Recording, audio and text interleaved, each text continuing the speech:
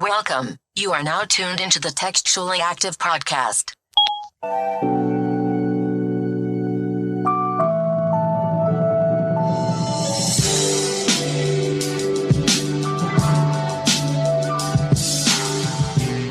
Hey everybody, welcome back to Textually Active 2021 edition. Ow! If you made it to 2021, make some motherfucking noise. Hello? That was good. That was good. Is anybody out there? That was pretty good. I'm your host, Rez, and I got Meezy with me. Did you miss me? This is the podcast about Damn. navigating the digital. I missed you a little bit. Damn, I was gonna say you skipped my nigga on the board. We ain't fire him in 2021. I mean, that response to 2021, are you out there, was a little slow. The niggas getting fired in 2021 already. Oh, shit. We got Eric on the boards. Say hi, baby. Say what's up, baby. That's weird. Relax. I'm not dealing with y'all shit. What up, man? What up? This is the podcast about navigating the digital age while dealing with friendships, relationships, and all the ships in between. Meezy, do you want to tell the people who we do it for? Who do we do this podcast for? We do it for motherfuckers that used to have a Honda Accord with the cloth seats, a Malibu with the cloth seats, because that was every black woman's favorite car if they ever had one. We do it for niggas who don't wash their water bottles out every time. You know, that water been sitting in there for about a week. You still drink it. But Real question. Why do you have to wash your water bottle if it's water in it? hey, relax. Relax. Like, am I wildin'? Nah, not really. Y'all nasty. Am I wildin'? Like, how often do you really have to wash your water bottle? It's just water water. in it. Isn't water cleaning? Like, COVID 19.2. it's 2021. We don't gotta follow by them rules no more. fuck. COVID on the way out of That shit here. 19 COVID. We here. It's 2021. Hey, crazy. Are we gonna change the name of this, or is it the same COVID? Because if we can't the beat, same one, if we can't beat that one, we pussy. Nah, I'm seeing some shit called Nora virus coming out. Nora. Like is that Nick and Nora? Yeah. Like a playlist? Nora. Oh, Nora. So we'll see what happens. that sound white. It ain't got no season to it. Okay. COVID sound like a scary bitch. COVID was a scary bitch. COVID, it was Spanish. COVID is a scary bitch. But yeah, we also do this podcast for bitches who used to drive the Toyota. We do it for men with a bigger ego than their penis. Not saying that you guys have a little one, but I respect the men with a big ego. Shout out to Kanye. And we also do it for the shorties that was on MySpace taking that selfie, the girls who invented the selfie. So if that's you, welcome to our podcast. Let's get straight to it, you know? Not flip phone selfie. I'm talking about whole digital camera. Yeah. You know the one that you had to turn sideways. You had to get that hip pop. The ones that used to sit up on that sink to make that booty pop. That was before plastic surgery. Nasty ass time. So if you're listening to this so fresh and so clear, make sure you pull out your phone, screenshot it, post it to your social media. Let the people know that you're listening to us in the new year. You cut off a lot of shit, but you didn't cut off your favorite podcast. And for that, we love you. We know it's been a long, lonely week without us, but we back. Right. How y'all feeling? I'm out here trying to get this money. That's how I feel. Last episode, you said you was going to be where the money reside. Did you find it? Oh, it's on its way. Sound like broke material. Broke. What? I'm here. Not manifesting broke for 2021. Nigga, I'm here. I'm where the money at. Okay, You know what I'm saying? I feel you. I'm here. If the money reside, if I want to be where the money reside, I'm always there. You know what I'm saying? Okay, I feel you. I feel you. Big money talk. Can you answer me? Did y'all have a good Christmas? Did you get what you wanted? I mean, you know, Christmas was Christmas. You Uh-huh. know, a little holiday fatigue between Nigga couldn't wait to say holiday fatigue. can't get rid of that one yet. between pandemics, Federal Postal Service being underfunded. Greensboro. Come on, yeah. Niggas got superpowers. Niggas is on Zoom talking to their family. Fucking virtual parties. Worrying about they stimmy. It's been a lot in the last couple of weeks, but we here. You know what I'm saying? Out here living. Tell me something. What's $600 doing for you? Now, do you want me to give you the real answer or the ignorant answer? Both. Both of them. Number one, $600 in actuality ain't really that much. So it's just something you keep tucked just in case you need it. My ignorant answer is I'm still trying to sniff some ass through a mask. That's just what I want to do. I seen a couple people on the timeline at the strip club, so they open. Oh yeah, I'm trying to. They open. That's gross. That is pretty gross. The holiday season is over. We made it to the new year. We don't have to deal with none of that shit. Delete all that shit, Peggy. Everything that happened 2020, let it go. It's over. So, keeping in the spirit of letting things go and leaving shit behind in 2020, for the record, we will be saying 2020 clear into April because I'm still trying to get used to saying 2021. Nah, I'm getting my months back. That other 2020, that wasn't worth it. Oh, it wasn't worth it. It was on a layaway. They put my shit back. I gotta go get that. Peggy, delete it. Delete all that. So it's 2021. We getting rid of some shit. It's some things that y'all been saying that y'all been letting go. I've been seeing it on your timeline. Y'all done recreated the girl with the bun. Y'all got what y'all letting go. Y'all got what y'all taking with you. And you got what you expecting this year. So, I mean, let's keep it real. How many of y'all really let go of shit that y'all said y'all was going to let go of? By show of hands? Listen, I'm a realist, so yeah, I don't ever say, "Oh, I'm about to cut somebody off," because it probably doesn't happen. And I don't really see a lot of people doing that. I'm not for what? Until it's too late. Niggas hang themselves when you give them ropes, bro. You know what I'm saying? The snake, you can see the snakes in the grass, bro. I'm just trying to say all the cliche shit that apply right here. Keep the grass cut low. Yeah, I'm saying like all this shit. You know what I'm saying? Keep them squares out your circle. Keep your circle small. My circle's so small, it's a period. When somebody shows you who they are, believe them. Actions speak louder than words. Those are red flags, not Six Flags.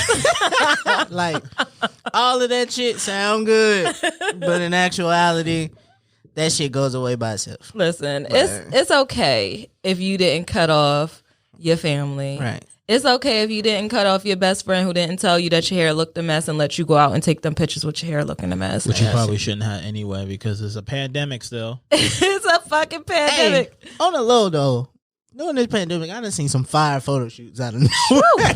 Me too. It's okay if you really don't know how to cut your ex off. It's okay if you still hanging on to them old bosses and coworkers that you done outgrew. You know, because we got to cut off coworkers too. They be toxic. The ones that's always trying to tell you about the job that you've been left. Them ex coworkers, the boss that still call you for favors even though you quit. It's okay to cut them off too. Damn. You know, and that's why Textually Active is here.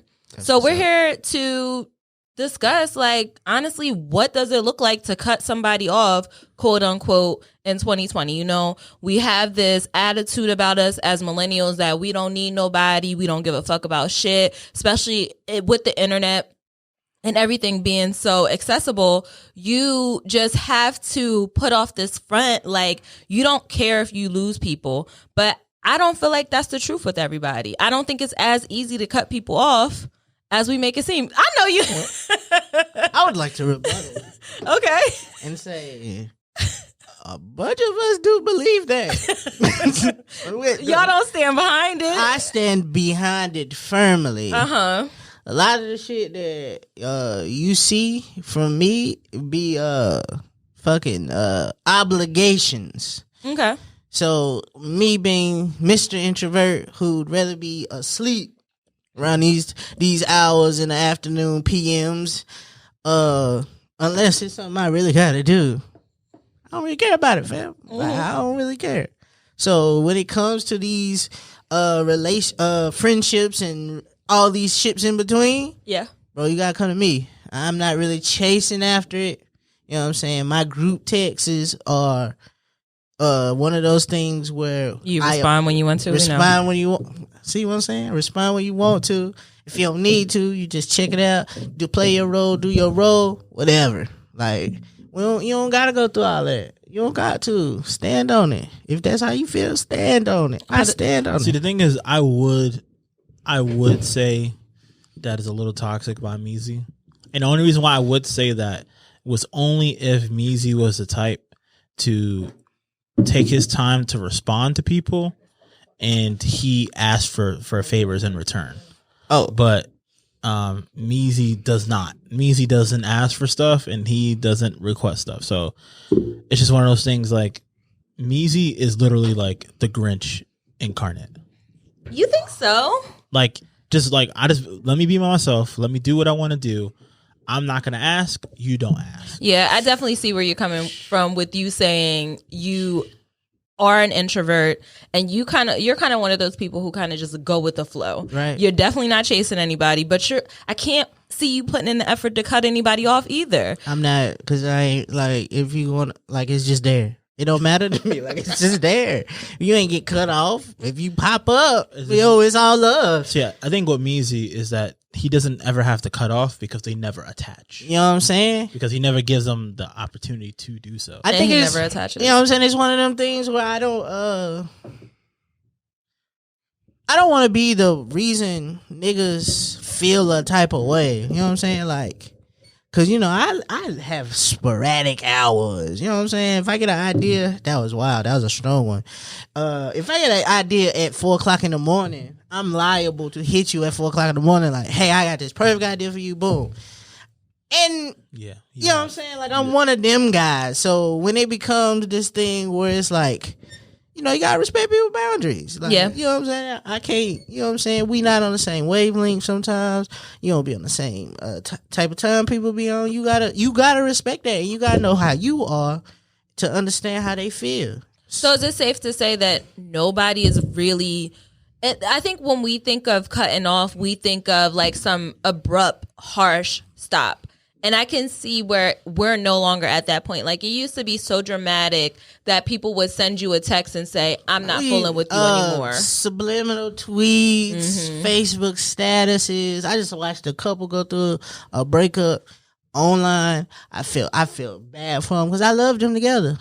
But it was just like one of those things where I felt a kind of way that they was doing it in public. You know what I'm saying? They was breaking up on Facebook? Apparently. That's Facebook stuff. Yeah, so it was like I don't like this kind of thing no more. Like, back in the day I'd be like, oh shit, let me jump back and forth, read. But I was like, this is sad. This kind so of what were they saying? They were saying like the message report. So they were saying like, you know exactly who I'm talking about. You did A, B, and C. And then the rebuttal was, damn, I ain't perfect and shit. You know what I'm saying? The typical shit, the black shit. Mm-hmm. And it was one of them things where it's like, you hate to see it for like the play out like this, because there's always that one messy girl in the comments that go, don't put all your business on Facebook. Like, but it's like, she got a point. Like, you don't have to do this. You can deal with this. Okay, time out. Let me say this. I do want to say this. If that's how you choose to deal with it, that's fine. That's your obligation. Yeah, you don't want to shame anybody. You're free. You're free to do that. Listen, can I ask a suggestion about the Facebook thing? What's up? So look, if you want to have your breakup on Facebook, there's this little thing that says who can see your post, right? If you're gonna do your messy breakup on there, just say, hey, exclude this person. Nah, just bro. exclude me. I feel like it should just be exclude everybody but this person, right? So they know, they get it. So you know what so I'm saying? So the thing is, like, because what happens, like, everybody don't be knowing that can happen, right? Exactly. So if you exclude everybody but the person you're talking about, or you got a close friend to your Facebook, exactly. But so if that's how you choose to go about, letting people know you cut them off or letting them know this is how you feel, you have every right. But you also gotta understand, you did this publicly. Mm-hmm. I'm in your business because you let me in your business. You put me there. You put me there. You brought this to my attention. I knew nothing about this. I was sitting there minding my business, scrolling, and it said, "You ain't shit." You know what I hate? Shit, like, you know what I hate? What? Niggas. You know what I'm saying? Like, now I'm invested. They said one man to the moon. Why did they stop there? They should have sent them all. Right. Shit like that. On one side, I'm a like. Thank God y'all did all this Christmas giveaways. But on the other side, I'm damn sure gonna like, you ain't shit and your baby mama ain't shit. Post. Nah, I'm of the community of, if I see you in your relationship throughout the whole time, I see when y'all was doing the sneaky links. I see when y'all was going on vacations. I seen when y'all took it, girlfriend and boyfriend. I seen the post about you. All y'all old bitches that used to fuck with Daquan, it's no longer. It's over for that. It's Daquan. me.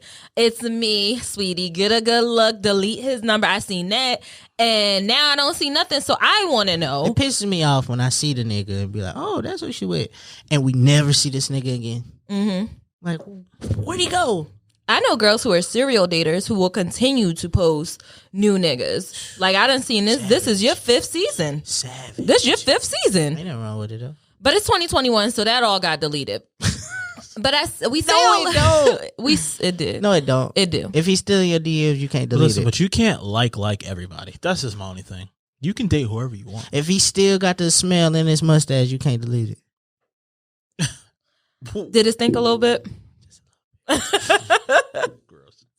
I think we've evolved from, except for your experience with that public breakup. I think we've evolved from outside of breakups. Like, breakups, I think technically that's a cutoff, because you never really, unless you disclose that at the end of the relationship while you're breaking up, because that's like one of the main things that you have to kind of like, you literally have to cut ties. So when you're having that conversation, hey, this ain't. It's kind of helpful, because then when this ain't what it used to be. Like, I'm sick. It's helpful because, like, if you and E break up on the internet and I see it, I don't have to, like, see you and ask about him. Right. Because I already know. But they not low. They only do that. Girls only do that so they could open up the floodgates to the niggas that been waiting. That's the only reason why they post that post. Single again.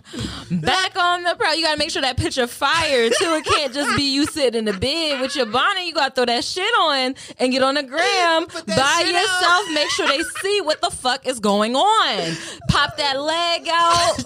With his leg. Pop that hip, turn that head up, make sure that neck is elongated, and let them know I'm single. What's up? Elongated was a good word. I'm just saying, like, it's helpful. So, you know what I'm saying? If that's how you got to do it, we all for it. It's very clear. It helps with the communication ways. I know, I see what type of time you on. Same thing with friends, though. Same thing with friends, because... I mean, what do you do with friends? No, like, because... It's weird when you see a group of girls who always hang out. That's their, when you see one or two of them, the third one is coming, or if it's 4 of them, the 5th one is coming. It's all of them. So when you stop seeing them together, I'm the type of person, and I'm the type of follower on social media and Facebook and stuff, who pays attention to that stuff. Like, damn, you and your dog ain't speaking no more? And I'll go piece shit together on both of y'all profiles. So when I'm seeing the little shots, damn, a bitch can't even have a boyfriend without niggas acting weird and stuff like that. Like, I know that you're talking about your old best friend. On the low, over the last couple of weeks, I've been trying to post, like, piece your friends together. I've been paying attention to the love quotes over the TVs and who TV this is. Because I know what your TV look like, and that ain't your house. Your walls ain't the... I've been trying to piece your friends together. I haven't got it quite down yet. But the next time you out these streets, I may, because you'll fuck around, see me with your sister. You'll see me with Jess. I've been trying to piece your friends together and who house look like what. Most likely to be seen with your best friend's best friend. That's all. That's it. Wow, I'm a friend hopper. That's crazy. They all love me though. That's crazy. There's nothing wrong with it. It is. But same story. You do not have, especially because you from out of town.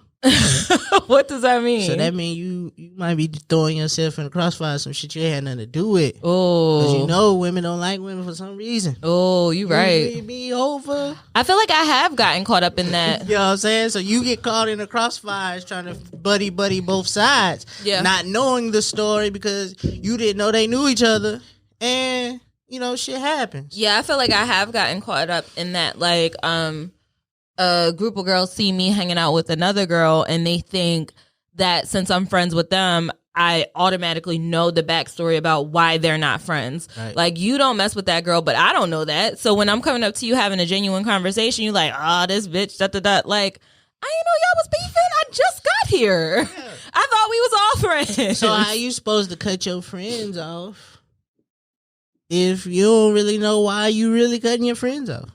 See, and that goes back to my point about cutting off not being as dramatic as it used to be, because we like to act like we don't know that the friendship is coming to an end. You know that the friendship is coming to an end when it's the last 5 times she's called you to hang out is because she wanted to go out, or the last 5 times you asked her to go out, she said that she didn't want to go out. Or when you call her, the conversation isn't really hitting the way it used to. Like, y'all don't even, you can, we always talking about the vibes, right? You know the fucking vibes? You know the vibe. She's not fucking with you. That person's not fucking with you. You know that. So it doesn't even need to get to the point where y'all having a conversation about y'all not fucking with each other. But it do, bro, because it make everything awkward. Mm-hmm.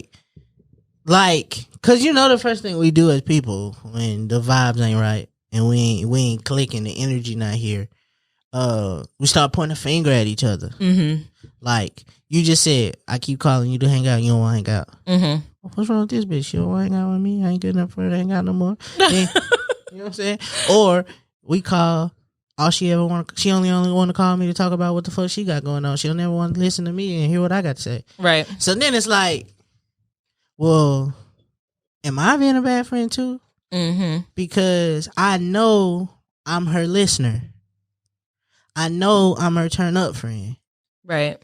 And because something ain't right here, am I doing something wrong? And like at some point you gotta address it. I don't know how. Because, I don't ever let friendships get that far. Friendships with men don't really work like that. Like, if me and E stop talking today for some odd reason that didn't involve women or money, we'll eventually see each other and talk like we've never not seen each other. Mm-hmm. So it's kind of hard for guys to understand that because that's just how men see men. Like, you know what I'm saying? Like, unless... Or if you move in kind of funny. Right, like unless it always end up being over some money or some women or some disloyal type ish. Like we don't ever have that kind of relationship with people. So, you know what I'm saying? If I don't see my friends for a while, as soon as the group text open, boom, it's lit. I think women do have friendships in that way, but they also have friendships where I know that you're my turn up buddy and I don't have to hit you. I probably didn't hit you up all year of 2019 or maybe a few times 2019 because we couldn't go out. Like I couldn't turn up with you. Right. And that's circumstantial. We have those friendships that we know the vibes with that. And if something were to happen, like we wouldn't feel away, we could still link back up and be cool. But then there's also those friendships that have like a strong bond in the beginning and you could feel the feelings changing. Yeah. Things might have shifted. Somebody got into a new relationship. There's a baby involved. Somebody got a new job. Things change. We're getting older. Right. Relationships are evolving. And sometimes you may say that you cut that person off, but that didn't necessarily happen. You guys grew apart. Right. And I think that's the aspect of cutting off that I'm talking about. Right. But there are those scenarios when somebody does you wrong or you get hurt and you definitely need to move away from those people. And I don't know if that necessarily needs a conversation or if you just move on from that. I mean, the biggest thing is you got to acknowledge the problem. Mm-hmm. If you feel it, you got to take a minute and be like, something right here. Yeah. That's number one. And that's with any friendship, relationship, family, like, anything. If you start to feel like something off, you yourself gotta, what's that shit they say about red flags? You gotta see the red flags. The red flags is a sign. Mm-hmm. So you gotta at least stop and take a moment to acknowledge that. And depending on how you feel about it, then address it. Depending on how you want to move, you can move accordingly. But first, you have to address it. Right. You've got to acknowledge it. So I have a question for you guys. So you always kind of hear the term, like, if it doesn't serve you, right? Right. So I'm assuming that's a It feels very religious. Right. That's a you prerequisite. quote You know what I'm saying? Tito's. Like that's something that has to happen before you cut somebody off. Right. What does it mean when something doesn't serve you?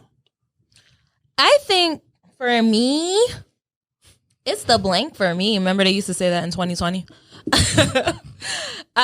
When it comes to me, I think no longer serving me means that I'm no longer my cup isn't being filled from this relationship anymore. It's not beneficial no more. It's not beneficial. I'm pouring into the relationship more than I'm getting out of it. Facts. And although people like to do stuff selflessly and with nothing expected in return, that's not realistic because I can't constantly be draining my battery with you with nothing else to charge me up. It needs to be mutual because now I'm walking away from you drained, my battery on E, and you filled up.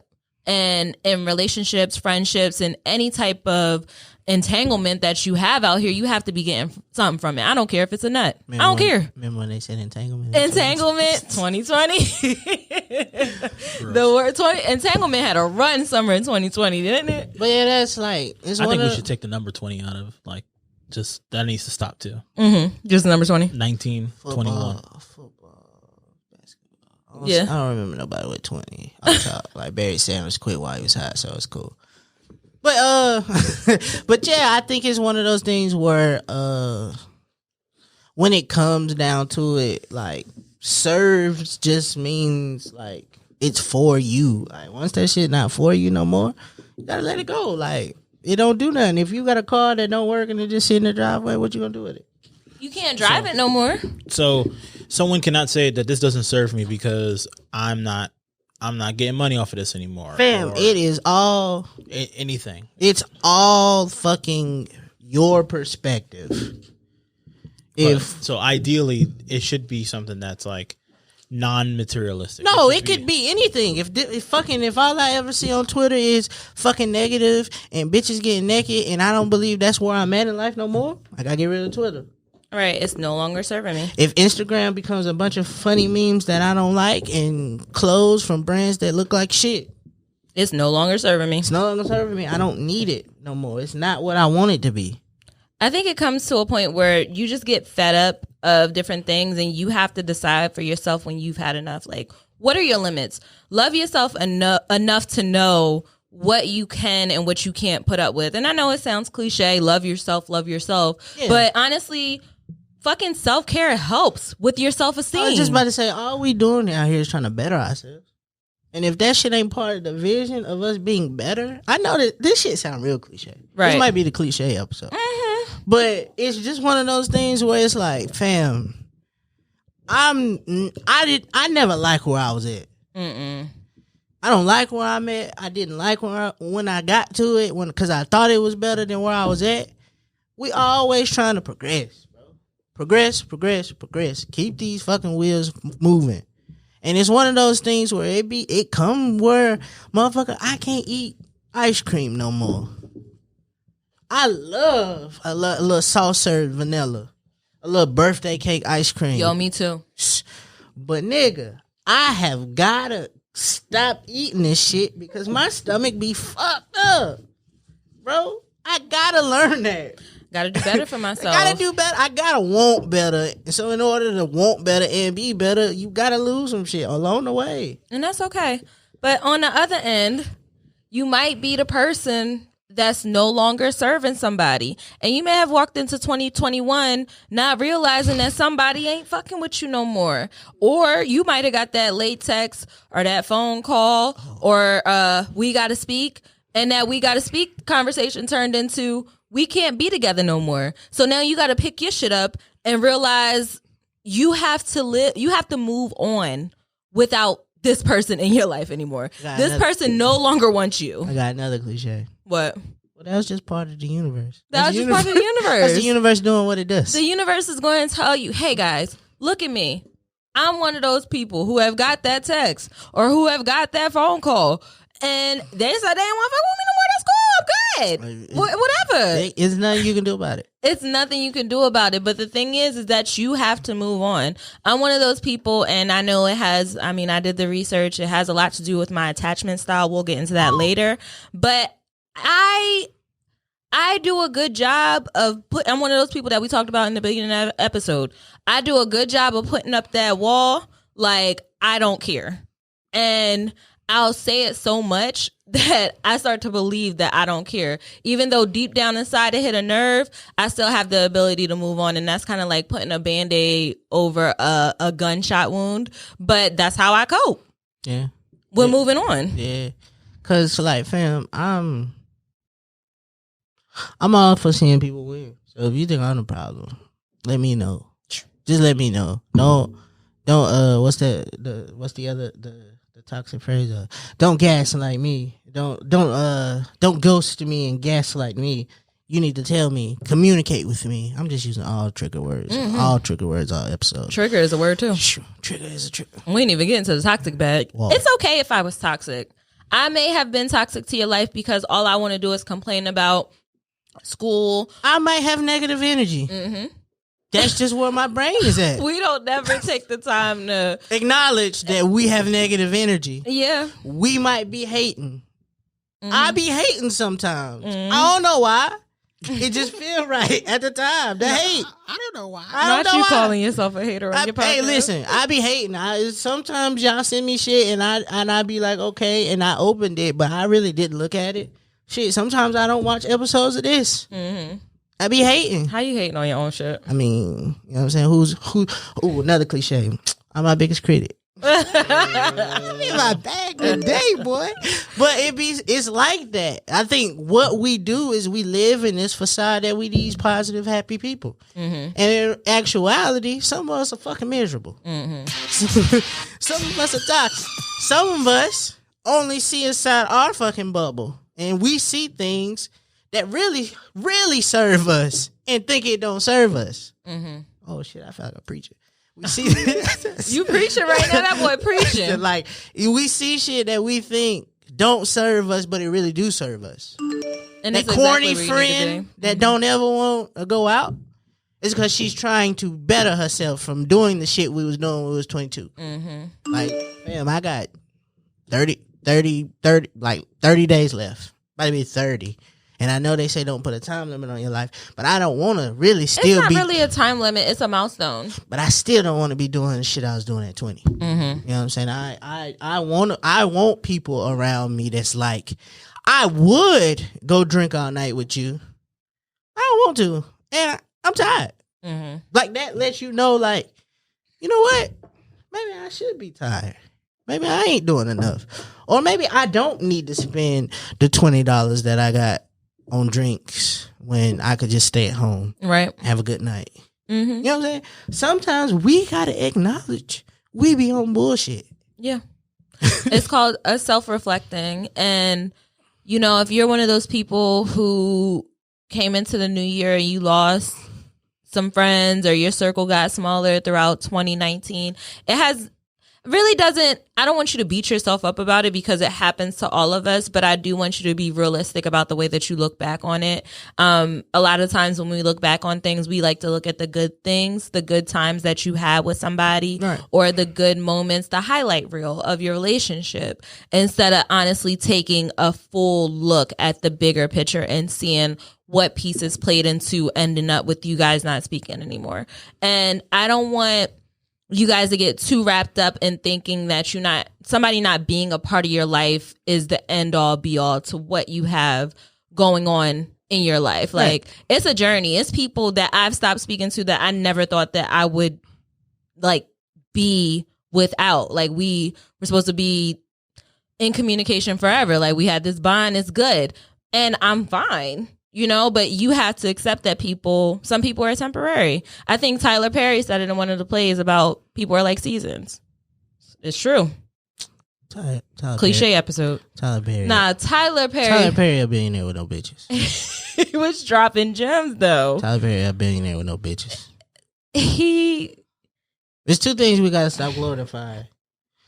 Tyler Perry, because he ain't had no bitches. Just that, like everything else he accomplished in life, we should glorify. But we need to point out the fact that Tyler Perry don't have no bitches as a billionaire in a world where he could be buying all these Birkins. And two, we gotta acknowledge that nigga from Home Alone got left at home twice, and he ain't had no bitches either. Like, this nigga didn't even throw a house party. Bro, he was like 7. Yeah, he was like 10, bro. So you telling me all his friends were gone? So what you gonna do? All that neighborhood didn't leave. You know your neighborhood. Everybody don't got family out of town. I got you right here. You said that the neighborhood where you grew up at, you were the only one around your age bracket. I also didn't have friends. But that was a white boy in a white rich neighborhood. There were kids in that neighborhood. They should have been at his house fucking shit up like that, not being chased by adults, which is a whole different story. Do you think that most of those people in those neighborhoods should have been having dinner at their house? They shouldn't have been traveling to other places. You know what I'm saying? Okay. Like, they should have been at home. These are family, well-established family home bases. You know, as black people, we don't really know about this situation because we don't come from those circumstances. A lot of us come from broken homes. But that's another topic for another day. That is. So to move right along, let's give people the tips on moving on. Because coming in 2021, you done let some shit go. It might have been your friends. Maybe. Or you may be... Big maybe. You may be scared of letting them people go. So I hope this you just episode ain't did it yet because you're a procrastinator. Gives you the encouragement to let go of things that are no longer serving you. All right. Okay? And after you do that, we're here to give you some tips on moving on. All right. So... the first thing is to look at your life as a journey. And what that means is to keep in mind that everyone who's doing okay now has had moments when they thought that they'd never be okay again. And I mentioned that when I talk about the times that I was dumped or the times that people didn't want to fool with me no more because I was on some nut shit. And I reflected and I understood that I was on some nut shit. But now I'm in a different place. So I say that to say that a breakup may feel like it's the end of the world, but it's just a moment in your journey. It's not the whole journey, and it's not going to last forever. You know, like, as long as you continue to move on from that, you might be all right. I'm a little triggered right now. Why? I'm afraid of change. Get vulnerable, they laugh at you. No, I'm not laughing at you. I'm afraid of change, bro. I feel like I might not ever get back to a place where shit was okay. You know what I'm saying? Like, sometimes I think, this is just me, maybe some of y'all feel the same way, that I play a position that if I don't play, I'm not wanted. So I may be your listener friend, even though I don't want to be. I want this to be a, what's the shit, symbiotic relationship where you listen, I listen, we both benefit. But now I feel like we not. You know what I'm saying? It's not equal. And I'm just a listener friend. And I feel like now if I decide to change this situation because I don't think it's serving me, I get into a place where I think like, well, maybe I'm not useful. I'm useless to people. Because maybe I play a specific role in people's life, even though I know for a fact that I don't want to play this role no more. So you get stuck into playing a role because you don't want to feel useless? Yeah. That's tricky. Yeah. Because you put all your value into being that for somebody, and that's how you see it, where they could be looking at you like, oh, he's my listener friend, but he's also funny. He's also there when I need him. We also have a good time together, but you're just focused on this one thing. I mean, that's and how I that feel. may not be the thing what your whole relationship is wrapped up in. Yeah, but even if I am all these things, you know, once you take one away, all of that goes away. So now I'm not the funny friend no more. I'm not the friend we have good friends because I decided not to be the listener friend no more.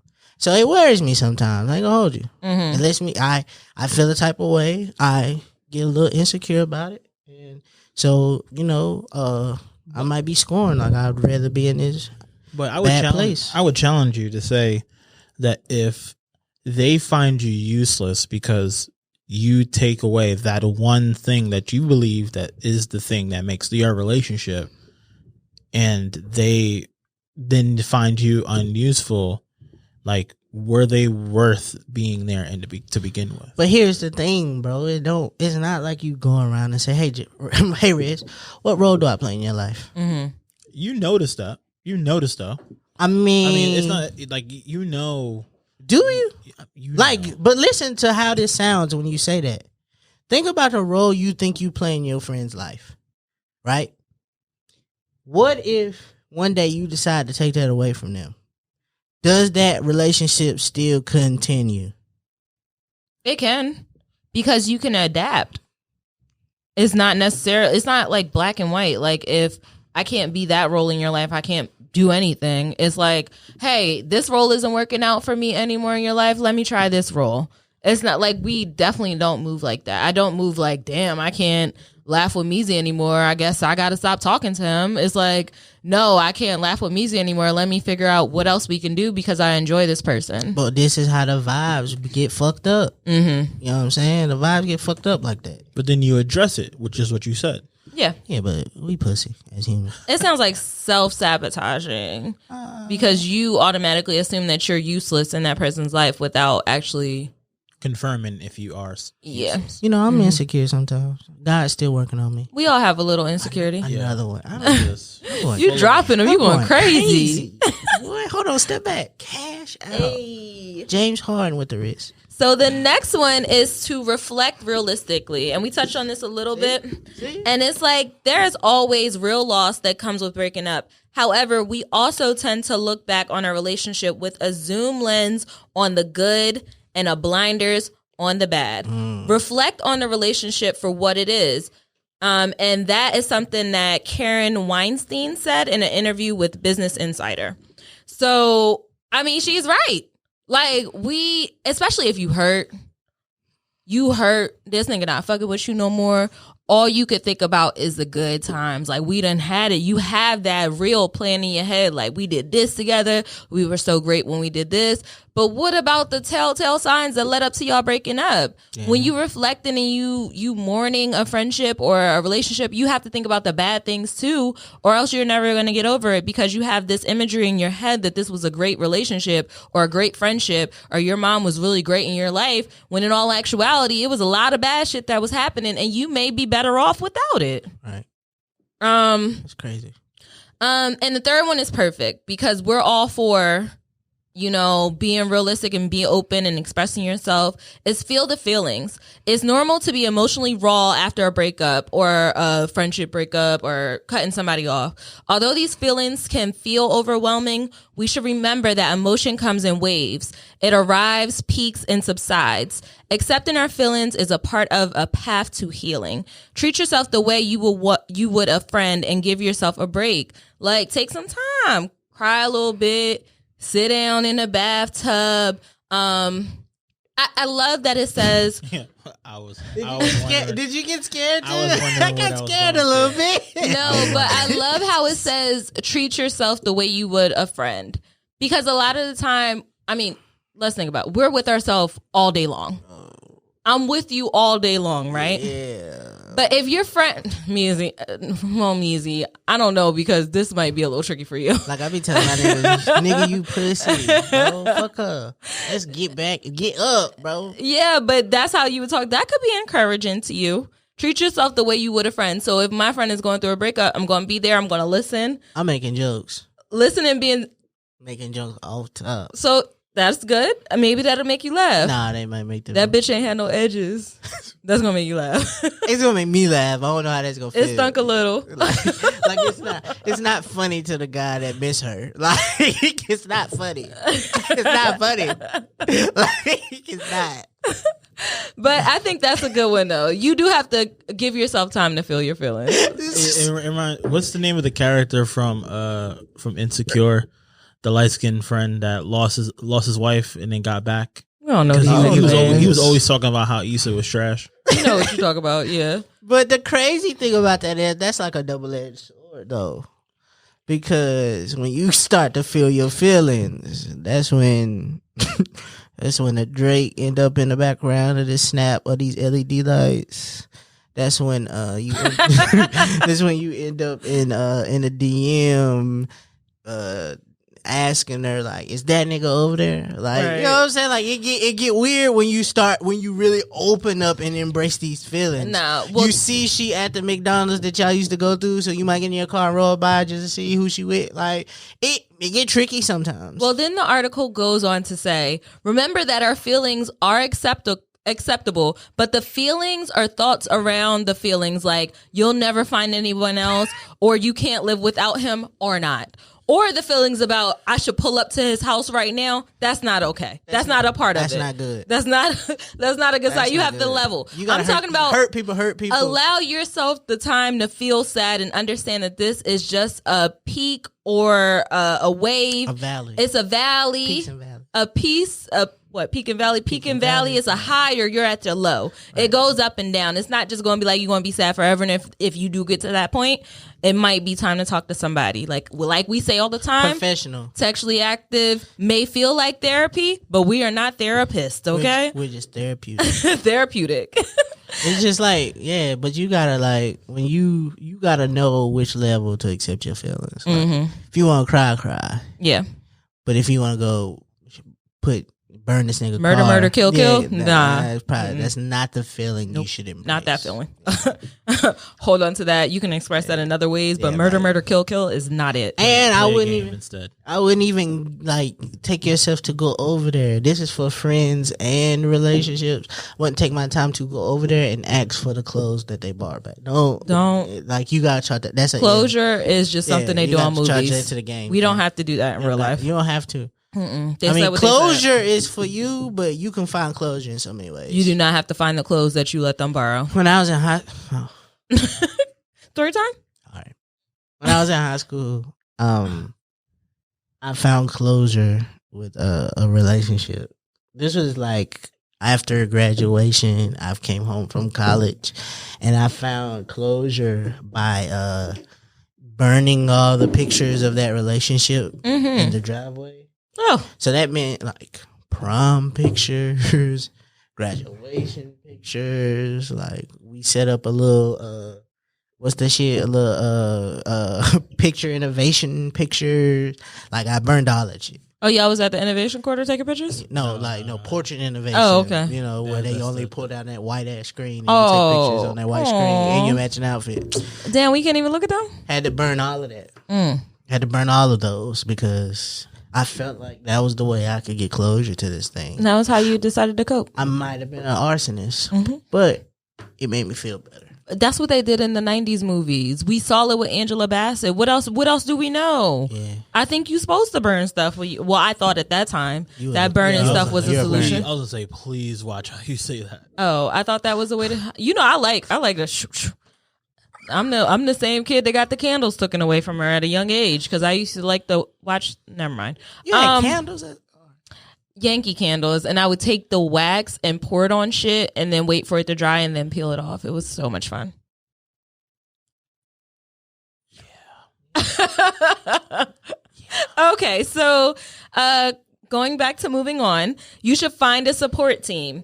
Our friends can be the best tool we have when we're figuring out how to move on. Whenever we're experiencing any difficulty or a transition in life, it's helpful to put together a support team or group of people we know we can turn to when we feel our worst.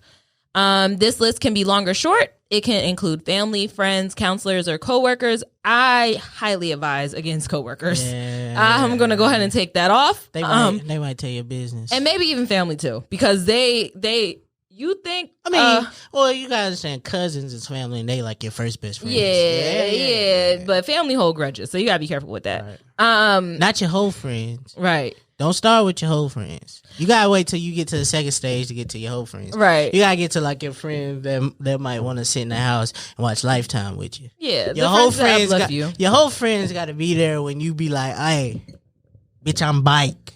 So the only criteria is that when we choose these people, we choose people who make us feel positive and make us feel like ourselves. So these are friends that make you feel like home. Never mind, that might be the whole friends. Yeah, it might be the whole friends. Somebody got your A in that snap. Yeah, but also make sure it ain't the friend that's trying to hype you up. Let's go burn this nigga shit, bitch. Valid. I want to jump his mama. Valid. Make sure it ain't that friend. Valid. Make sure it ain't the jump his mama friend. The wild shit about this is y'all know exactly who those friends are too. You know exactly who those friends are. Like you gotta relax. So then the last one is explore your attachment style. A recent study at Pace University showed that how people respond to breakups has a lot to do with their attachment style. The study found that individuals who reported higher self-esteem, less rejection sensitivity, and lower levels of attachment anxiety reported less adverse effects to breakups. So, do you guys know your attachment style? Apparently there's 4 of them. It's secure, dismissive, avoidant, anxious, preoccupied, and fearful, avoidant. And for those of you who are listening, I'm going to go ahead and take a moment to break those down before we get into what our attachment styles are. So, let's see. Here we go. Right here. So, your attachment styles, there can be 4 different ones. You may not be in one particular one, but there are definitely 4 different ones. The best one to be is insecure attachment. So if you're out there, that's the best. Yeah, it don't sound that good. And you have secure attachment style, that's good. Like, it's not like secure, like latching on and not letting go. Like, it just means that you're secure in yourself and you're able to attach to other people. That's the best place to be. All right. So what that looks like is you have a positive view on yourself, a positive view of others. You're comfortable with emotional intimacy. You're comfortable with closeness. You have healthy relationship bonds. You're secure and trusting. Woohoo. And he's there for me when I need him. That's you. And she always calms me. That's what secure attachment looks like. It's healthy. It's not that toxic shit that you guys like online, okay? That's the best. So that's the best place to be. As we go down the chart, the next one is anxious attachment. You have a negative view on yourself, a positive view on others. You're dependent. You're fearful of losing a relationship. You have emotional highs and lows. You can be aggressive. You're clingy on separation. You say things like, she'll let me down, he'll leave me. So you're kind of wrapped up in that person. And it can be a scary place. Sounds like it. Mm-hmm. And then we have avoidant attachment. So you have a positive high view of yourself. You have a negative view on others. You are independent and self-reliant. It's difficult for you to get close to others. You put up walls. You leave or avoid during conflicts. You say stuff like, I don't need her and I can take care of myself. Yeah, I feel a little seen. Sound like ain't no. Sound like it ain't no accountability. And you keep dropping them. So that's the exact opposite of secure attachment, because you only put so much value in yourself. You can't depend on other people. Oh shit. And the last one is the opposite of anxious attachment, and that is fearful attachment. So you have a negative view on yourself and a negative view on others. You seek closeness and avoid closeness. You are disorganized and you're fearful of making connections. You could be self-harming or abusive. And you may say things like, there's something wrong with me and no one can love me. So yeah, now that that's on the table, we have a quiz that we all took. Do you guys want to talk a little bit about what your attachment style looks like and how that plays into you cutting off or being cut off and how you attach to people in your life? I mean, I can go first because Okay. we kind of talked about this earlier. I took the test because I wanted to know, and if you could guess, I'm very dismissive. Shocker, huh? Shocker here. But I think it's because I don't feel the need to be close to people. Sometimes I'm afraid that I don't live up to people's expectations. I don't want them to grasp a hold of me and I let them down. So sometimes it's better to just put this wall up, and protect myself from you and you protect you from me. You know what I'm saying? Because sometimes, I may be toxic. And I don't ever want to be, you know what I'm saying, taken from the pedestal that you believe that I should be on. And so sometimes I get a little fearful of that. And, you know, it's a detriment to my relationship sometimes, because it's like one of those things where like people don't ever think they're close to me. They don't feel close to me. I don't express that they're close to me as much as I probably should, I feel like that. Which means, you know, it's not that I don't, you know what I'm saying, I don't want you here. It's just, I just don't accept it well, you know, and I don't express myself well. You know, I'm learning to communicate, you know, but it's just one of those things where, you know, I don't, you know, I let people down before, and, you know, it makes me feel bad. I actually feel everything that you said, and it's very hard for me to say that because I too have a dismissive, avoidant attachment style. So I am dismissive in my relationships and friendships and all those types of things.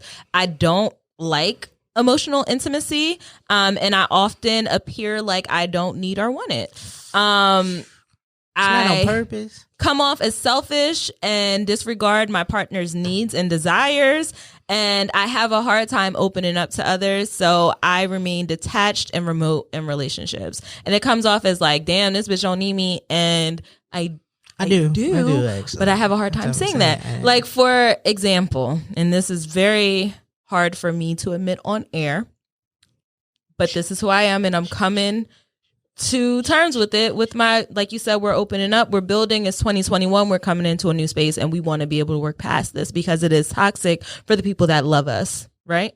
So the other day, it was a weekend, and it's the Saturday. It's typically a day that me and Eric spend together because he works a lot. So he was about to go run to the bank because he's where the money reside or whatever. And I was like, so are you going to go to the office like after this and work, or are you going to come back?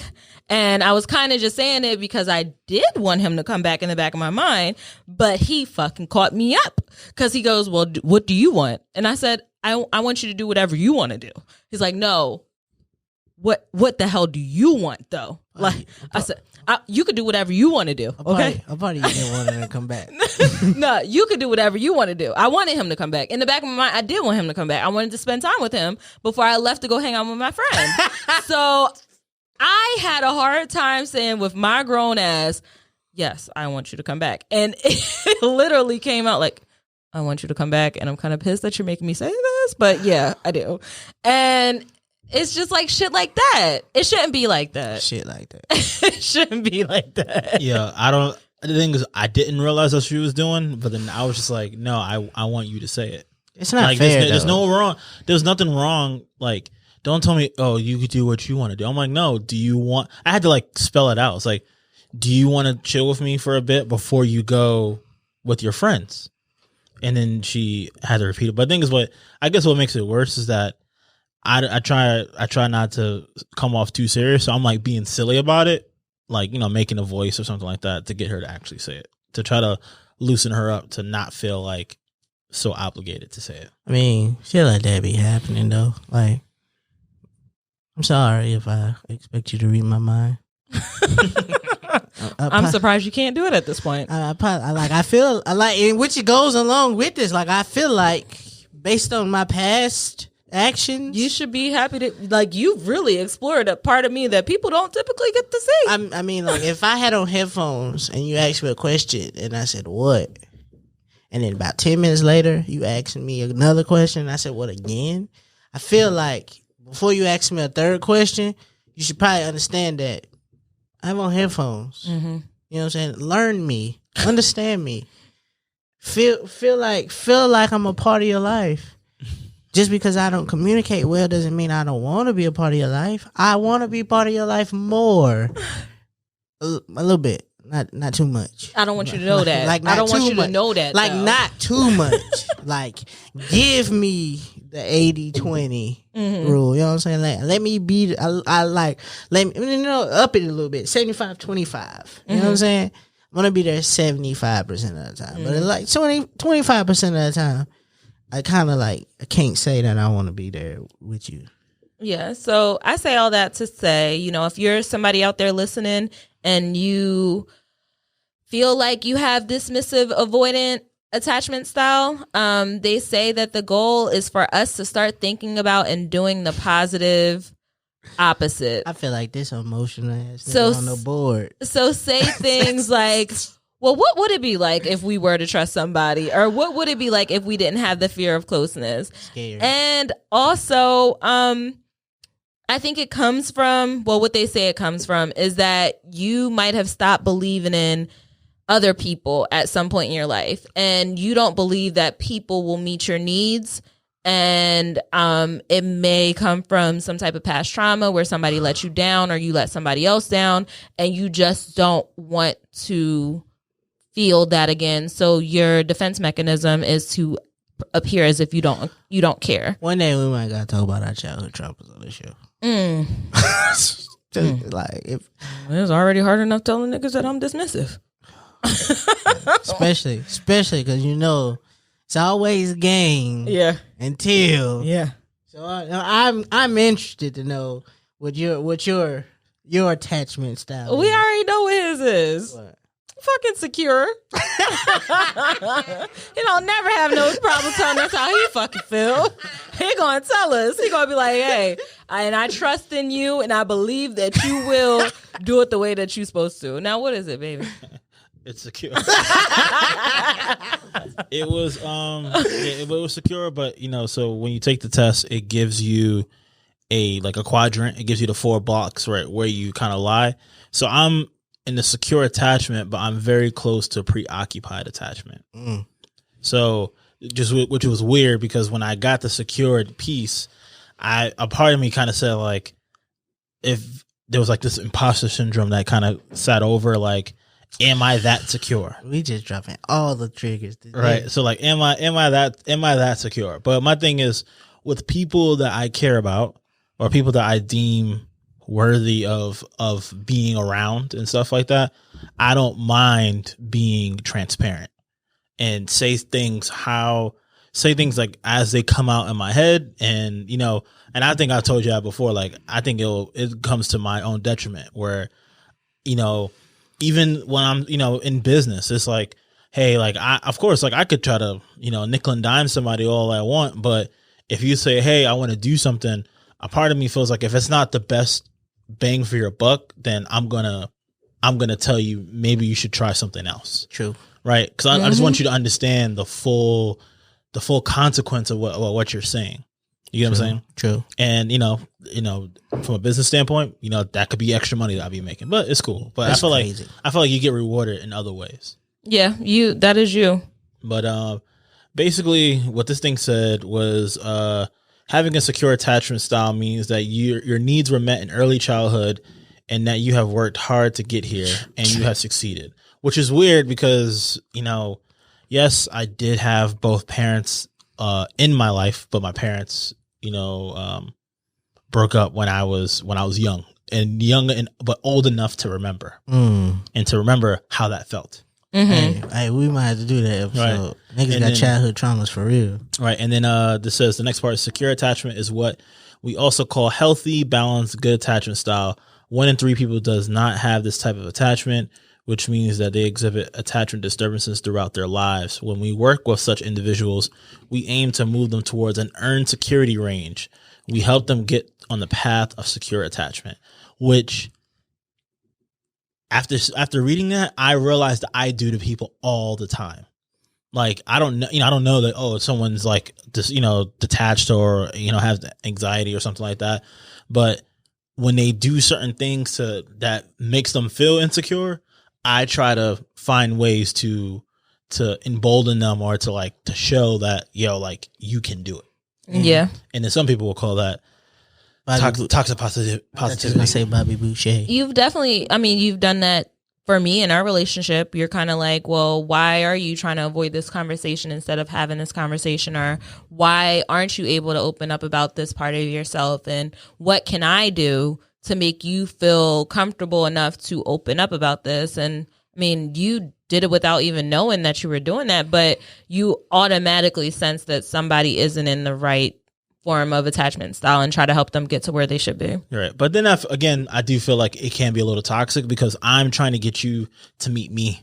I'm trying to get you to meet me and me not necessarily go to where you're at. It's not toxic though. Because I don't think it's toxic. I feel like when, to get into that place, it doesn't serve me. Yeah. So I'm curious to kind of hear what our listeners have to say about where their attachment style lies, because there are two other ones that we didn't get a chance to talk about. The fearful avoidant attachment, which I think looks like you are scared of. We talked about that earlier in the episode. You're scared of losing somebody or not being needed. Yeah. And what they say is that comes from being abandoned earlier in your childhood. Like for ours, it said that whatever trauma happened to us happened between the ages of when we were born in 18 months. I feel like mine was a little later because I pretty much know what caused it. But yeah, so I'm interested to hear what you guys have to say. I'm going to put the link to the quiz in the bio for this episode. But it's from the Attachment Project. So if you go to quiz.attachmentproject.com, you can go ahead and take your quiz and figure out where you are with your attachment style and how that relates to how you're able to cut people off or move on from people. And it will be in the show notes. Yes. And you can actually go to thetextuallyactive.com and look at the blog post for this episode, and you can find it there too. Yeah, so it'll be on thetextuallyactive.com and in our show notes. But the last part for us, and I guess we can do this in our final thoughts, is wrap up how our attachment style plays into how we move on or how we're able to cut people off. So let's take a break, and then we'll get back to it. And we're back. So as promised for our final thoughts, I want to talk about how me and Meezy's attachment style relate to how we cut off people or how we move on, and then get into Eric and how his secure attachment style plays into how he lets people go. Listen, being one of the Black culture, you can't even be secure in yourself. They were like, this motherfucker is secure. This nigga is secure. So how do you feel like it affects you? Like I said earlier. Yep. I don't let people get close. Yep. Enough. Yep. Like they get close, but they don't get close enough. Mm-hmm. And for some reason, now there's a weird thing. Like people, like think I'm the charismatic one that people attach themselves to, which is weird. But that's a conversation for another day. It's the nonchalantness. Yeah. Damn. You do come off as carefree though. When we talked about our party styles, remember?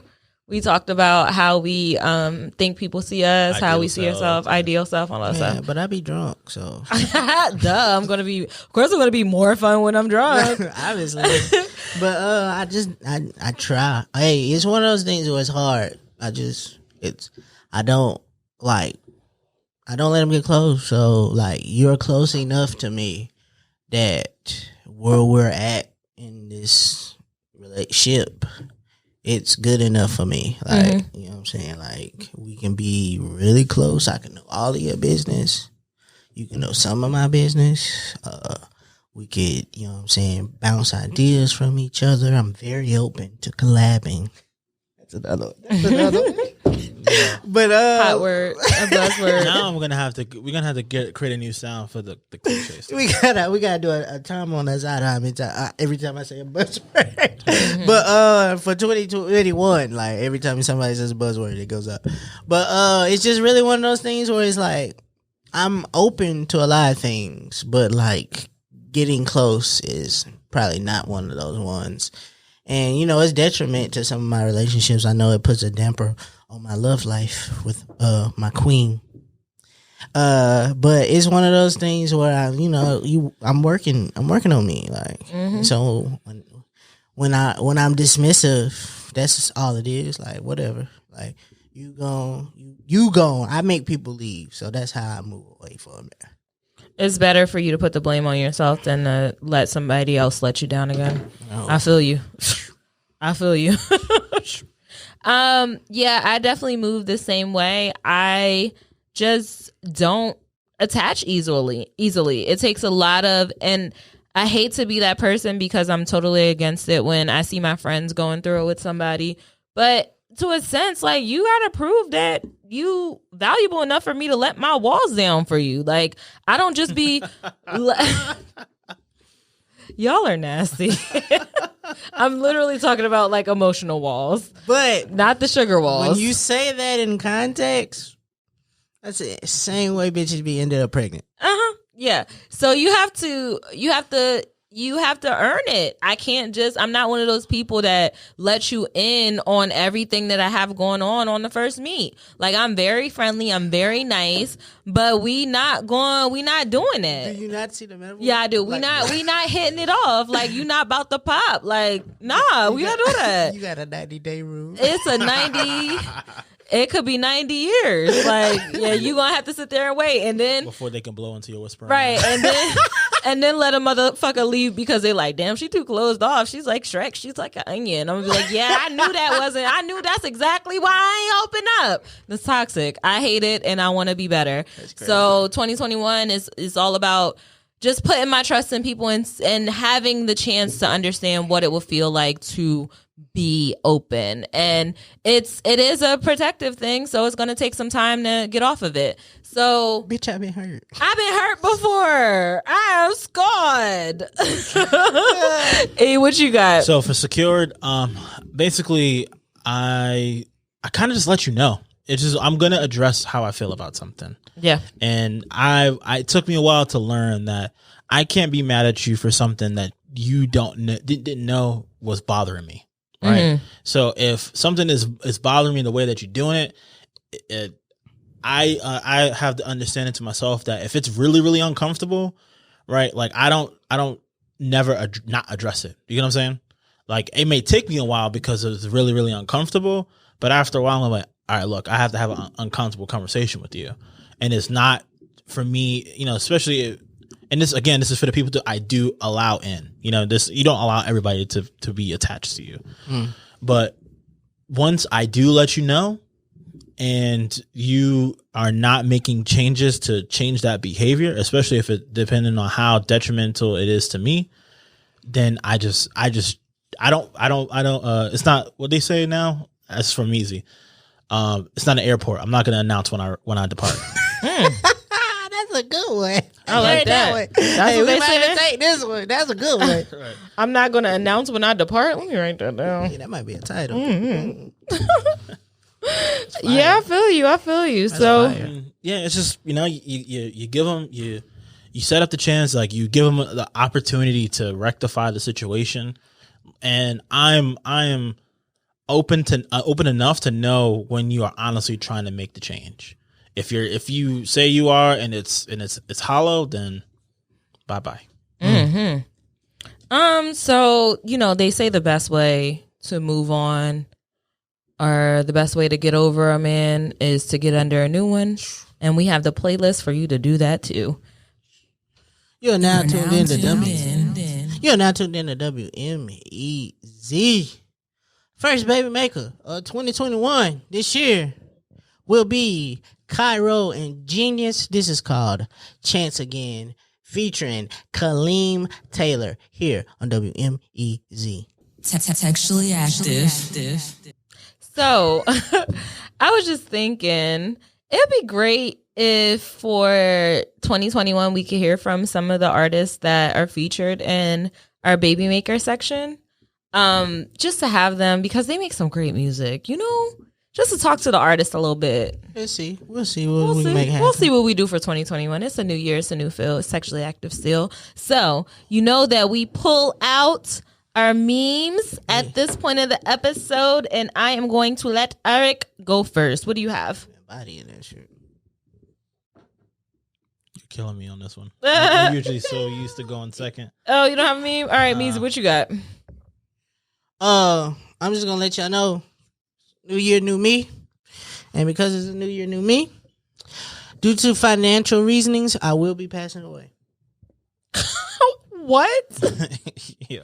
What is wrong with you? Yeah, You gotta stop. Okay. All right, Eric, what you got? Damn, I still don't have anything. Okay. Give me a second. Don't. That's okay that you don't have a meme. So you just gonna die? You just gonna pass away. I'm out of here. Okay, that makes sense. 600 wasn't enough. I'm out of here. That definitely makes a sense. I am going to go ahead and do mine. So for my meme for the week, my meme of the week, it goes, damn, I said that in the episode. The fact that I have more clothes to sleep in than I do to go out says a lot about who I am as a person. I like that. I was never that going out friend. I was always that friend that was down to chill and watch a movie. I'll sit on FaceTime with you. We could cook some. I'm always down to eat. But going out, that's where you lose me. That's a quick way to lose me. You want to go to the club all the time? I'm not that girl. That is not me. I don't know who you thought I was. Sorry. Sorry to this woman. All right, so this is. I guess I'm gonna make something up on the fly. It's probably not gonna hit, but screw it anyway. My nigga finna give us the buzzies. All right, so with 2021, I just want to look outward, right? I want to look going forward. So I don't really have a meme that's gonna be funny, but I just want to leave you guys with some thoughts, right?